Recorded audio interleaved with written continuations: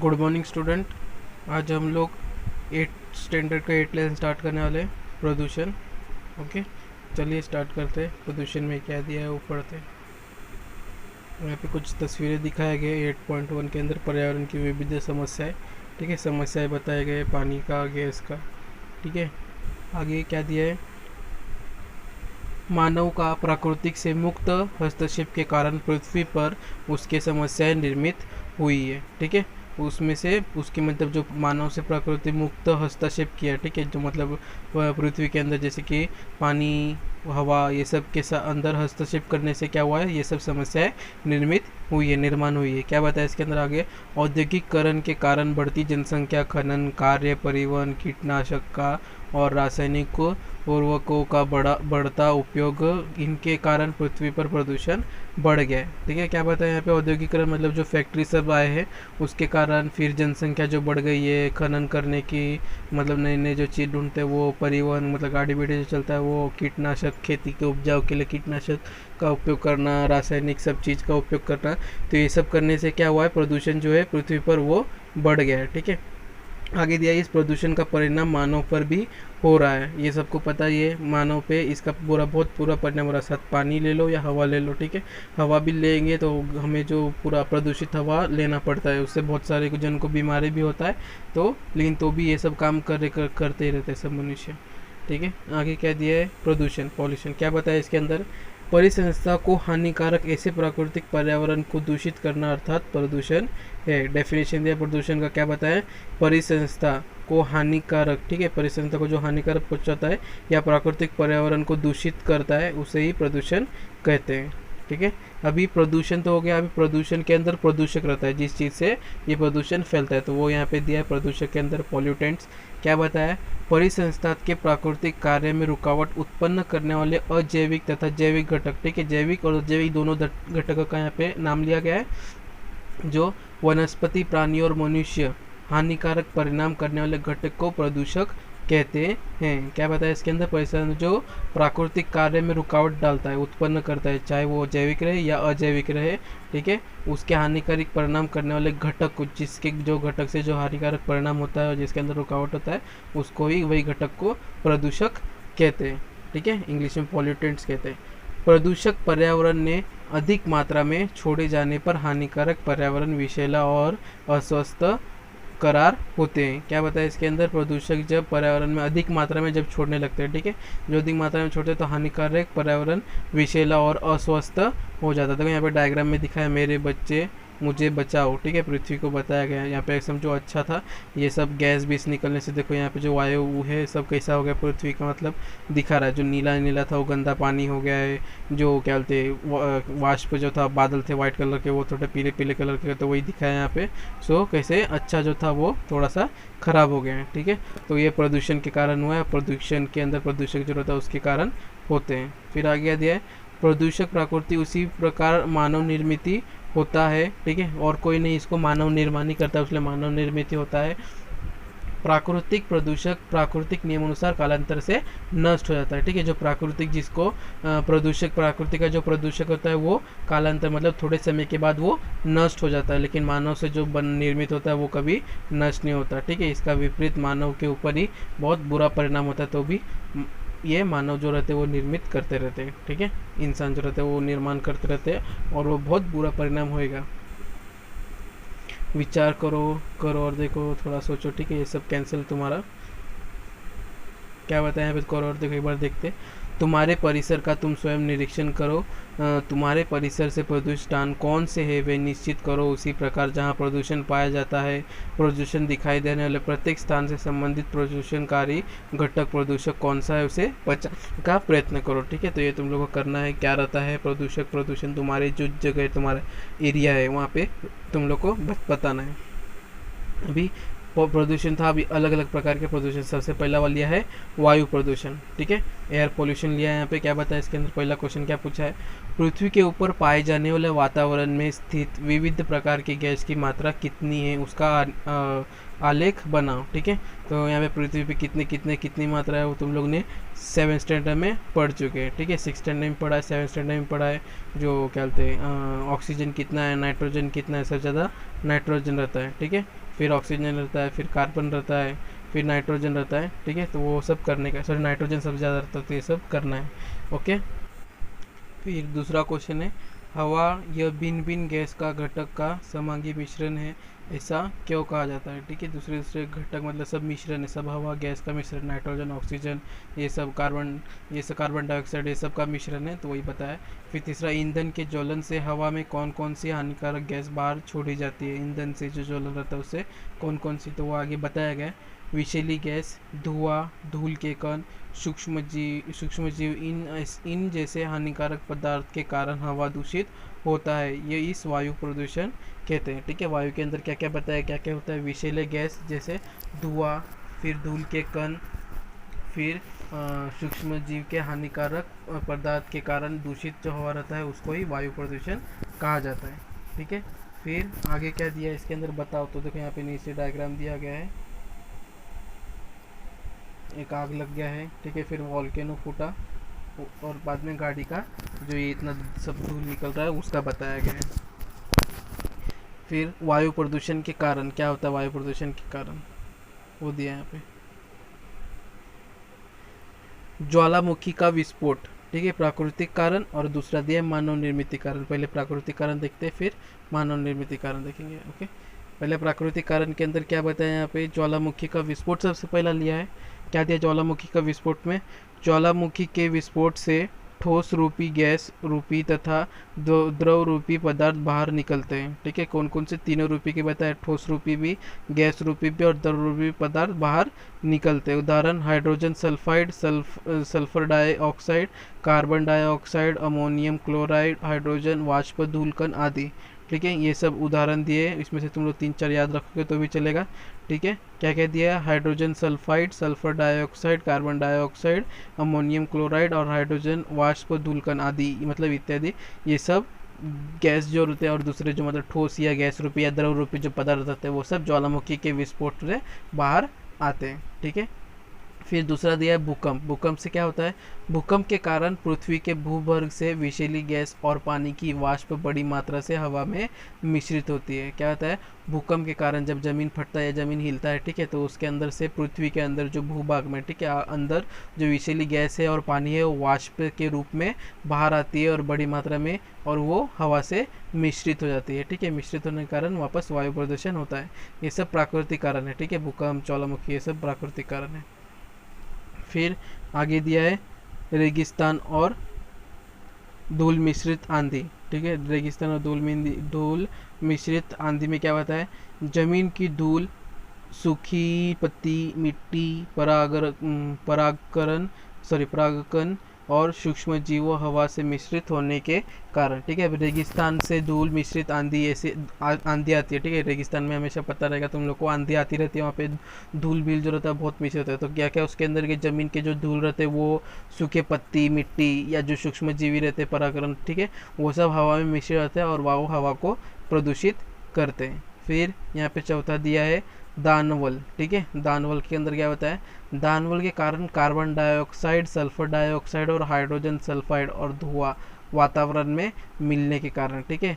दानवल के अंदर भी क्या होता है, जो तुम्हारा वायु प्रदूषण क्या होता है, कार्बन डाइऑक्साइड जो उसके अंदर रहता है, सल्फर डाइऑक्साइड या हाइड्रोजन सल्फाइड, ये धुआं के वातावरण में मिल जाता है, ठीक है। धुआं के रूप में ये वातावरण में मिल जाता है और वायु को प्रदूषित करता है। फिर यहाँ पे पांचवा दिया, सूक्ष्मजीव हवा में मिश्रित होने के कारण। हमें सूक्ष्मजीव जो रहते हैं वो भी तुम लोग को पता ही है, वो हवा में ही रहते हैं, ठीक है, क्योंकि वो बहुत सूक्ष्म होने के कारण उनका वजन नहीं रहता और वो हवा चलती है तो हवा के साथ ही वो लोग घूमते रहते हैं, ठीक है। तो वही क्या दिया है, उदाहरण, घास, कुछ जीवाणु, कवक के बीजाणु हवा में मिश्रित होने के कारण भी हवा जो रहता है वो प्रदूषित होता है, ठीक है। फिर आगे हम लोग देखेंगे मानव निर्मित।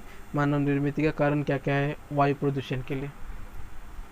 सबसे पहला दिया है ईंधनों का उपयोग। क्या दिया है, ईंधनों का उपयोग, पत्थर का कोयला, लकड़ी, एलपीजी, मिट्टी का तेल, डीजल, पेट्रोल, इनके उपयोग से carbon dioxide, carbon monoxide, nitrogen oxide, sulphur dioxide, सीसे के यौगिक हवा में मिश्रित होने से ठोस कचरा, कृषि अवशिष्ट, बगीचा का कचरा, खुले से जलने वाला हवा प्रदूषण होता है, ठीक है। इतने सारे सब ईंधन का उपयोग करने से इतने सारे वायु प्रदूषित होते हैं। क्या क्या दिया है? पत्थर का कोयला, ठीक है, कोयला जो रहता है पत्थर से बनता है वो, लकड़ी, फिर एलपीजी सिलेंडर रहता है, मिट्टी का तेल, ये सब, डीजल, पेट्रोल, ये सब से जो गैसेस निकलते हैं, जैसे कि कार्बन डाइऑक्साइड हो गया, कार्बन मोनोऑक्साइड हो गया, नाइट्रोजन ऑक्साइड हो गया, सल्फर डाइऑक्साइड हो गया, ये सब चीज़ उस ईंधन से जलने से निकलता है और ये सब वायु में मिश्रित होकर वायु को प्रदूषित करता है। ठीक है, उसे ठोस कचरा या कुर्ती अवशिष्ट, बगीचे का कचरा जो जला देते हैं बहुत लोग, ठीक है, तो जलाना नहीं चाहिए, वो कचरे वाले को देना चाहिए। तो ये कचरे जलाने से भी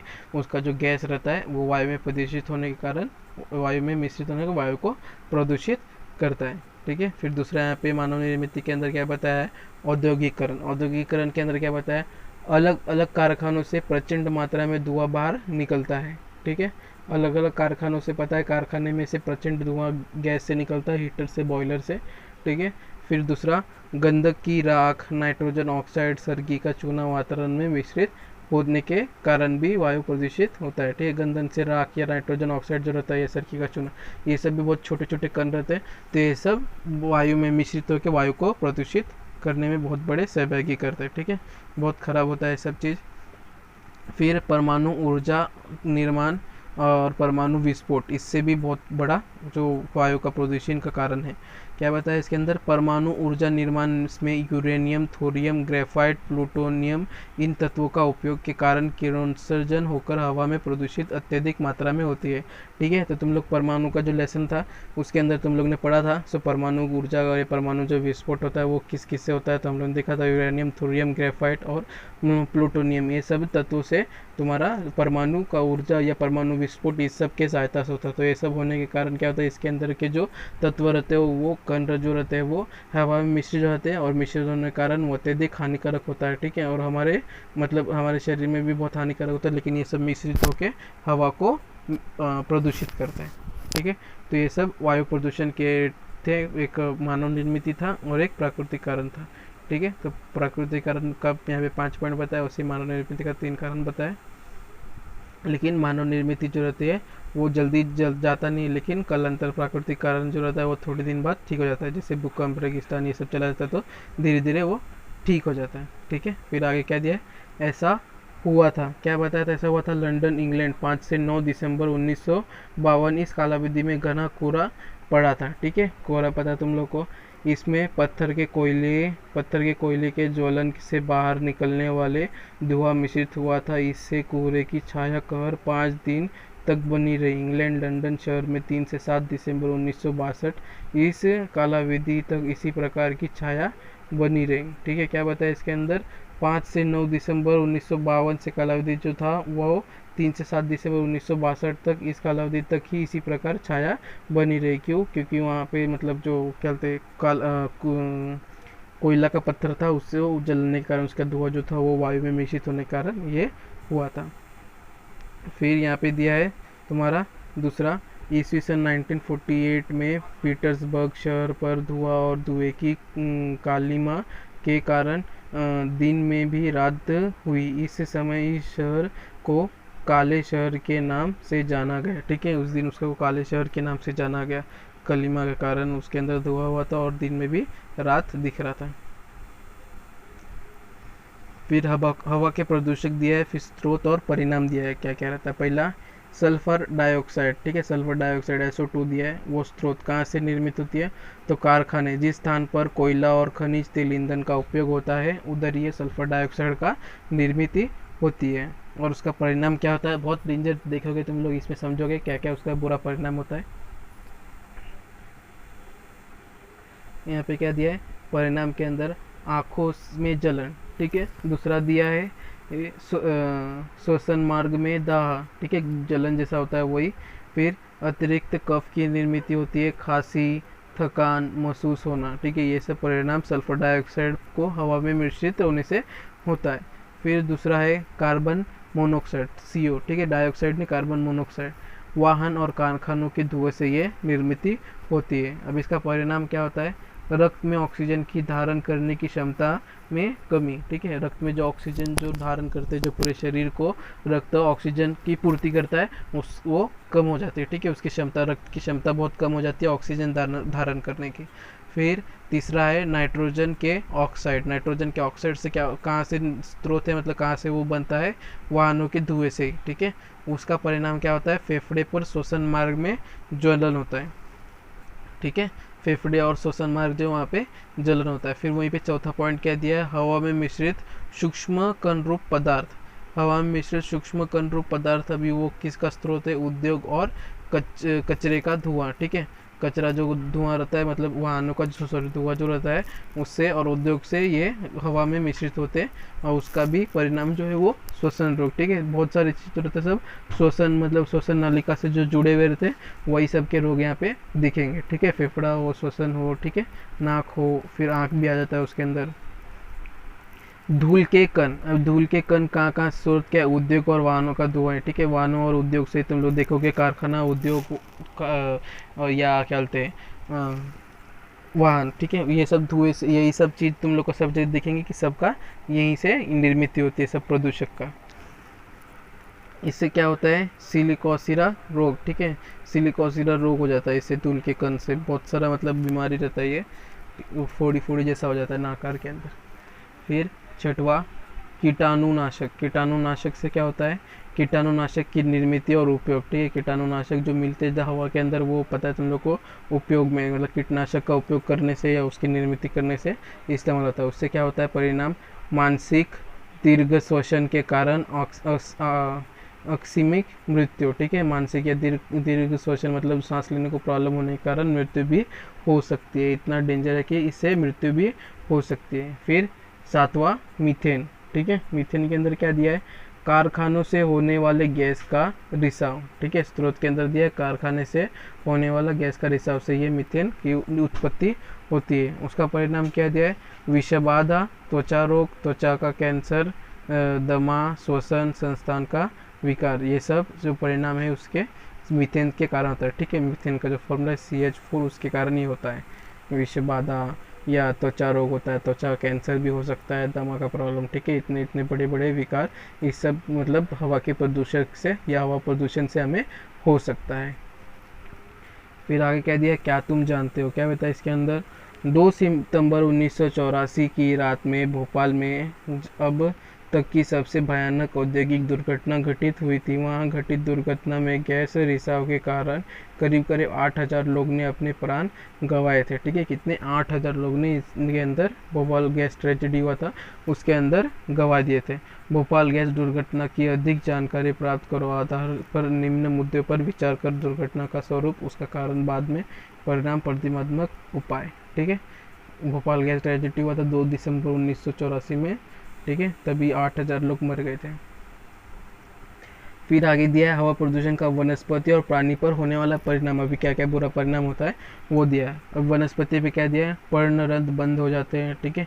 पर्णरंध्र मतलब जो उसके ऊपर जो डॉट रहते हैं छोटे छोटे, जिसके कारण वो अपना खाना बना सकते हैं, वो बंद हो जाता है, और डॉट जो होल जो रहता है वो। फिर उसके अंदर प्रकाश संश्लेषण की क्रिया भी धीमी हो जाती है, ठीक है। होल बंद होने के कारण उस पर सूर्य का प्रकाश जल्दी नहीं आता है, कार्बन डाइऑक्साइड वो ले नहीं पाते, ठीक है। तो उसके अंदर प्रकाश संश्लेषण जो क्रिया होती है वो भी बहुत धीरे हो जाती है। फिर तीसरा, वनस्पति वृद्धि में रुकावट, पत्ती का गिरना, पत्ती का पीला पड़ना, ठीक है। अभी कार्बन डाइऑक्साइड या सनलाइट या पानी अच्छे से नहीं मिलता, उसके कारण क्या होता है, वनस्पति की वृद्धि में रुकावट होती है, पत्ती गिर जाता है या कभी कभी पीला हो जाता है या सूख जाता है, ठीक है, खराब हो जाता है। उसी प्रकार प्राणी के ऊपर क्या बुरा परिणाम होता है, श्वसन पर विपरीत परिणाम होता है। फिर आँखों में जलन होती है, ठीक है। जैसे हम लोगों ने ऊपर देखा प्राणी के बारे में, या मतलब हम इंसान के बारे में, तो प्राणी से ही रिलेट होता है कि हम इंसान भी प्राणी है, ठीक है। तो श्वसन में या आँख में बहुत खराबी होता है, ठीक है, हवा के प्रदूषण से। फिर आगे क्या दिया है, हवा प्रदूषण का वातावरण पर होने वाला परिणाम, ठीक है। अभी वातावरण पे क्या हम लोगों ने देखा, पहले इंसान पे क्या होता है, फिर जीव पे, प्राणी पे देखा, और वनस्पति देखा। अभी क्या प्रदूषण जो रहता है वातावरण पे क्या बुरा परिणाम रहता है वो देखेंगे। ओजोन परत का क्षयनाश, ठीक है। ओजोन जो परत हमने देखा O3 जो ऑक्सीजन से बनता है, अब उसका नाश कैसे होता है वो दिया है यहाँ पे। समताप मंडल, ठीक है, स्ट्रेटोस्फीयर जो दिया समताप मंडल, इस मंडल के नीचे वाले भाग में पृथ्वी के पृष्ठभाग के 48 किलोमीटर ऊंचाई पर ओजोन की सतह पाई जाती है, ठीक है। कहाँ पाई जाती है ओजोन की सतह बताए, समताप मंडल, इस मंडल के नीचे वाले भाग में पृथ्वी के पृष्ठभाग से ठीक है। निचले वाले भाग में पृथ्वी के पृष्ठभाग से 48 किलोमीटर ऊंचाई पर ओजोन की सतह पाई जाती है। और सूर्य से उत्सर्जित होने वाली अल्ट्रावायलेट किरणें, ठीक है, यूवी रे या पराबैंगनी किरणें जो है वो ओजोन गैस की सतह से पृथ्वी के स्थित सजीव सृष्टि की संरक्षण कहते हैं। जैसे हम लोग ने ऊपर देखा, ठीक है, यूवी रे, अल्ट्रावायलेट रे या पराबैंगनी किरणें रहती है जो सूर्य से आती है, उसको वो रोक देती है ओजोन लेयर, ठीक है, हम लोग को बचाती है उससे। और लेकिन बचने के कारण बचाने के कारण ये ओजोन लेयर एक मात्र चीज़ है। लेकिन ये भी जो हमारा हम लोग जो ये करते हैं वातावरण प्रदूषित करते हैं उसमें ये लोग खराब हो जाता है, ठीक है। ओजोन लेयर जो रहता है उसके अंदर होल आ जाती है। देखो आगे दिया गया है, ओजोन गैस की सतह पृथ्वी पर स्थित सजीव सृष्टि की संरक्षण करती है, लेकिन अब इंसान ओजोन की परत को निम्न कारणों से खतरा उत्पन्न कर रहा है, ठीक है। उसके अंदर छोटे छोटे होल हो जाते हैं ये क्या बोलते हैं हवा को प्रदूषित करने से। फिर क्या दिया है, हरित गृह प्रभाव, पौधा और प्रभाव और वैश्विक तापमान में वृद्धि, ठीक है। अभी गर्मी जो होता है ग्लोबल वार्मिंग कहा जाता है, जिसे पौधागर प्रभाव, ठीक है, या ग्रीन हाउस इफेक्ट जो कहा जाता है वो बताया इसके अंदर। CO2 वातावरण में बिल्कुल कम मात्रा में होने के बावजूद भी वह सूर्य के उत्सर्जित ऊर्जा को अवशोषित करने का महत्वपूर्ण कार्य करती है। क्या बताया इसके अंदर, कार्बन डाइऑक्साइड वातावरण में बिल्कुल कम मात्रा में होने के बावजूद भी सूर्य से उत्सर्जित ऊर्जा, ठीक है, ऊर्जा जो सूर्य से निकलता है उसको अवशोषित करने की महत्वपूर्ण कार्य करता है। पिछले 100 साल में औद्योगिकरण के कारण वातावरण की CO2 की मात्रा में वृद्धि हुई। इस CO2 की पृथ्वी के तापमान पर होने वाला परिणाम अर्थात हरितगृह प्रभाव, ठीक है, ग्रीन हाउस इफेक्ट जो कहा गया हरितगृह प्रभाव है। CO2 के जैसे नाइट्रोजन ऑक्साइड, मीथेन गैस और CFC क्लोरोफ्लोरोकार्बन, ठीक है, CFC का फुल फॉर्म क्लोरोफ्लोरोकार्बन है। यह पृथ्वी के वातावरण की ऊष्मा को रोक कर रखती है। एकत्रित रूप से इन्हें हरितगृह गैस कहते हैं। क्या बताया इसके अंदर इम्पोर्टेंट पार्ट क्या, कि CO2 मतलब जो क्या कार्बन डाइऑक्साइड रहता है, ठीक है, वो कम मात्रा में होने के कारण भी बावजूद भी ऊर्जा रहता है उसको अवशोषित करता है और वो जब मतलब इस धरती पे ही रखता है, ठीक है। और फिर आगे क्या दिया है, CO2 की मात्रा वृद्धि हुई। इस CO2 की पृथ्वी के तापमान पर होने वाली परिणाम अर्थात हरितगृह प्रभाव, ठीक है, जो जमीन पे तापमान बढ़ता है तो अगर CO2 कार्बन डाइऑक्साइड बढ़ा तो इसकी जो मात्रा रहती है वो भी बढ़ेगी, ठीक है, गर्मी की मात्रा। और नाइट्रोजन ऑक्साइड या मीथेन गैस CFC ये पृथ्वी का वातावरण ऊष्मा को रोक कर रखती है। इसको ही हरितगृह गैसेस कहा जाता है, ठीक है। इसको गैसेस है, इसको हरितगृह गैस का नाम दिया गया। देखो बाजू में दिया गया है डायग्राम के अंदर, सूर्य प्रकाश से अवशोषित हुई वायुमंडल में आती है। सूर्य उत्सर्जन ऊर्जा पृथ्वी के पृष्ठभाग से अवशोषित होता है और वो पृथ्वी वायुमंडल में आता है, ठीक है, उत्सर्जन होता है। ये गोल गोल गोल गोल घूमते रहता है हमारे इसके अंदर। फिर आगे दिया है, बढ़ते हुए हरितगृह प्रभाव के कारण वैश्विक तापमान में वृद्धि होती है, ठीक है। यह हरितगृह जो गैसेस है वे प्रभाव के कारण वैश्विक तापमान में वृद्धि होती है, ठीक है। जो देखे रहोगे तुम लोग थोड़े दिन पहले जो गर्मी था तो कहाँ पे 40 डिग्री हो जाता था तापमान, कहाँ पे 42 डिग्री 43 डिग्री तापमान हो जाता था, ठीक है। तो ये इतना तापमान जो होता है ये जिससे प्रदूषण के कारण ही बढ़ता है, ठीक है, ग्रीन हाउस के कारण। इस कारण वातावरण में परिवर्तन होकर जिस कारण फसलों का उत्पादन, वन्य सजीवों के वितरण में बिगड़े और हिमनदियों पिघलकर समुद्री जल स्तर में वृद्धि दिखाई दे रही है। क्या और क्या बताया इसके अंदर, जो ये साथ साथ किस किस के खराबी करता है, साथ में मतलब वन सजीव या सजीव मतलब वन सजीव जो वन में रहते हैं वो, साथ में क्या जो हिम नदी जो बर्फीला जगह है, ठीक है, या हिम नदी जो है वो सब पिघल कर सब समुद्र में मिलता है और वहाँ पे पानी का लेवल भी बढ़ने लगता है, ठीक है। तो बाढ़ आर का भी खतरा बढ़ जाता है। तो यही सब इसके अंदर बताया गया है। फिर अम्लीय वर्षा, ठीक है, एसिड रेन बताया गया। एसिड रेन भी उसके कारण होता है। क्या बताया इसके अंदर, कोयला, लकड़ी, खनिज तेल इन जैसे ईंधन के ज्वलन से सल्फर व नाइट्रोजन इनके ऑक्साइड वातावरण में मुक्त होते हैं। ये वर्षा के पानी में मिश्रित होते हैं और उसमें सल्फ्यूरिक अम्ल, नाइट्रिक अम्ल और नाइट्रिक अम्ल का निर्माण होता है। यह अम्ल धुएं, वाष्प की बूंद अथवा हिमकणों में मिश्रित होकर वर्षा अर्थात बर्फ वृष्टि होती है। इसे अम्लीय वर्षा कहते हैं, ठीक है। क्या बताया इसके अंदर, अम्लीय वर्षा के अंदर कोयला, लकड़ी या खनिज तेल, ये सब ईंधन जो रहता है, ज्वलन या सल्फर, नाइट्रोजन ऑक्साइड, ये सब वातावरण में मुक्त होते हैं और वातावरण में मुक्त होने के बाद ये वर्षा के पानी से मिश्रित होता है। ठीक है, मिश्रित होने के कारण ये सल्फ्यूरिक अम्ल या नाइट्रिक अम्ल जो दिया है इसका निर्माण होता है। ठीक है, दिख रहा है तुम लोग डायग्राम के अंदर sulphur dioxide, nitrogen oxide, carbon dioxide, ये सब ऑक्साइड जो रहता है ये सब पानी में मतलब क्या बोलते हैं धुएं के रूप में मिल जाते हैं और वो बारिश के रूप में बारिश से मिल जाता है। ठीक है, वाष्प से बन के उसमें मिल जाते हैं और फिर बाद में वो पानी के साथ नीचे गिरते हैं, उसको ही एसिड वर्षा, अम्लीय वर्षा या एसिड रेन कहते हैं। ठीक है, ये अम्लीय वर्षा का परिणाम जो दिया है देखते हैं वो क्या दिया है।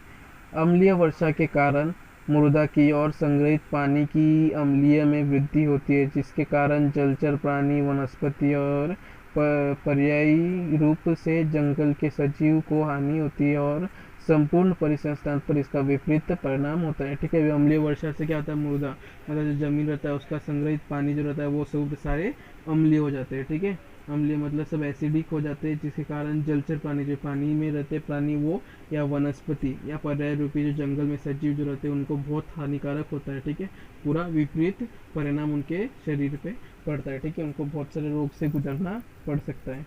फिर दूसरा पॉइंट क्या दिया है, इमारतें, पुतलों, ऐतिहासिक धरोहर, पुल, धातुओं की मूर्ति और तार के बाढ़ आदि का क्षरण होता है। ठीक है, इमारत, पुतले, ऐतिहासिक जो देखे तुम लोग अब थोड़ा साल पहले ताजमहल था, ठीक है, मार्बल से जो बना था वो पीला पीला पड़ने लगा था थोड़ा थोड़ा। क्यों?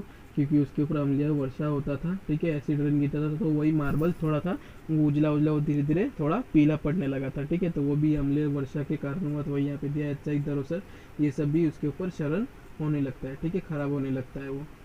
फिर तीसरा दिया अम्लीय पर्जन्य वर्षा, अप्रत्यक्ष रूप से कैडमियम और मर्क्यूरी, पारा जैसे भारी धातु को बहाकर लेके जाती है, जो वनस्पति द्वारा शोषित होकर भोजन श्रृंखला में प्रवेश करते हैं। अम्लीय पर्जन्य मतलब वर्षा जो रहता है वो कैडमियम या मर्क्यूरी जैसे भारी धातु को बहाकर लेके जाता है और वनस्पति द्वारा वो शोषित होकर भोजन श्रृंखला में प्रवेश कर लेता है, जो बहुत हानिकारक होता है। ठीक है, मर्क्यूरी और कैडमियम पता है हमारे शरीर में वो जल्दी गलता नहीं है, तो ये सब पारा जो रहता है ये सब के वनस्पति में आ जाता है और वनस्पति से वो भोजन श्रृंखला में घुस जाता है। ठीक है, जैसे कि मतलब जो वो पेड़ पौधे खाते हैं, फिर पेड़ पौधे से भक्षक के अंदर, भक्षक से फिर सर्वोच्च भक्षक के अंदर ऐसे गोल गोल घूमता रहता है। ठीक है, तो वही वजह भोजन श्रृंखला के अंदर घुस जाता है और बहुत हानिकारक हो सकता है। फिर यहाँ पे चौथा पॉइंट दिया है, जलाशय का तथा जलवाहिनी का पानी अम्ल युक्त होने के कारण जलवाहिनी के धातुओं का और प्लास्टिक का पेयजल के निक्षालन होकर स्वास्थ्य की गंभीर समस्या उत्पन्न होती है। ठीक है, जलाशय या जलवाहिनी जो पानी मतलब जो पेड़ पौधे में रहते हैं ये सब उसके अंदर जाके या हमारे शरीर में भी जाके बहुत हानिकारक या गंभीर समस्या उत्पन्न कर सकती है। ठीक है, फिर ये आगे का लेक्चर जो प्रदूषण और प्रतिबंधक उपाय नेक्स्ट लेक्चर में हम लोग करेंगे। ओके स्टूडेंट, आज का लेक्चर यहीं पे खलास करते हैं। Okay, bye.